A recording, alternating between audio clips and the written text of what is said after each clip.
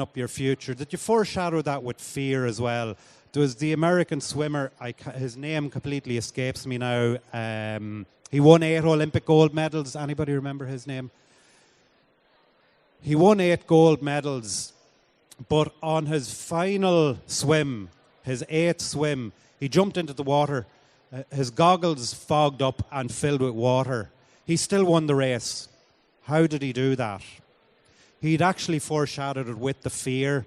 He knew exactly what would happen if this particular thing happened. And as it happened, it did happen on this particular race. So because he'd already foreshadowed failure, essentially, he thought he would fail, but because he'd practiced it in his head, he knew to keep ploughing along, you know, that it was only water. But what can happen is when something unexpected happens, so do you remember the hippocampus that I showed you? Your schema tells you you're going to jump into the water, you're going to swim 20 meters that way and 20 meters back that way. That's the way your hippocampus is set up. That's called your schema.